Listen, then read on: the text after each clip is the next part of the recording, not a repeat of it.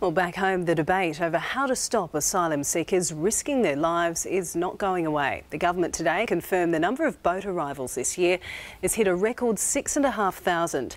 With a political deadlock and divided public opinion, the boats keep on arriving. But Australia's refugee communities might provide some insights. Their voices in the debate often going unheard. Go Back to Where You Came From Season 2 promises one thing. It doesn't matter who you are, you'll see the world through the eyes of a refugee.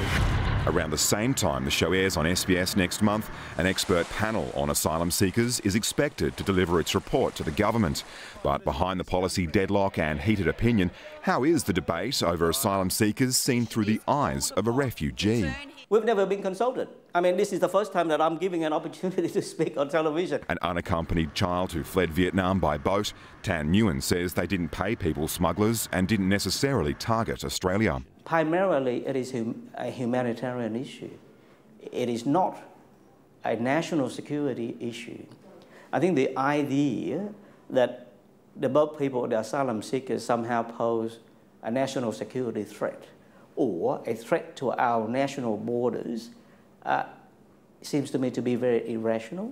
Vietnamese community leaders say there should be more empathy for asylum seekers and greater consultation with refugee groups on issues like resettlement. At the moment, it is a narrow political dogfight whereby our political leaders are scared of losing face, whereas lives are being lost at sea. As you can see, we pretty much have settled quite well in Australian society. At least in our unique positions as boat people, we pretty much understand how it feels like to leave your country, leave everything behind and risk your lives for freedom. Refugee advocates say it's the newer refugee communities whose opinions are not heard. There is a lot of opinion about the boat arrival and how you came here and the illegal and the queue jumper. And so people are rightly quite hesitant to put their hand up and say, I came by boat, this is why, and it's okay. I had no other choice. A choice that may see them risk everything for a chance at a new life.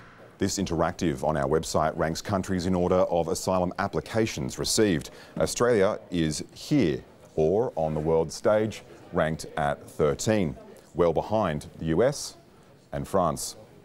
Per capita, we're ranked at 18.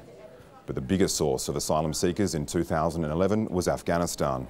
As one of our newer refugee groups, One View in the Afghan community is in support of offshore processing. I am for offshore processing because it's safer. There's no danger of boat and water. But Dr. Saleh says her letters to political leaders have not been taken into account. Nobody asks us what's going on in Afghanistan, who are these people that they come by boat, and how they should be treated. So there are some voices, they are not amplified enough, and no, there's not enough of them in this debate. It would be incredibly powerful if on mainstream television we had an Afghan spokesperson talking firsthand, and I hope that we get to that. I hope that there's a safe enough environment for that person to do it, and I hope that their community supports them to do it. Voices joining a debate which is challenging Australians, both old and new. Andy Park, World News Australia. And Go Back to Where You Came From Series 2 will be on SBS 1 at 8:30 p.m. on Tuesday, August the 28th to Thursday, August the 30th. And World News Australia radio series on refugee voices in the asylum debate runs this week at 6 a.m. and 5 p.m.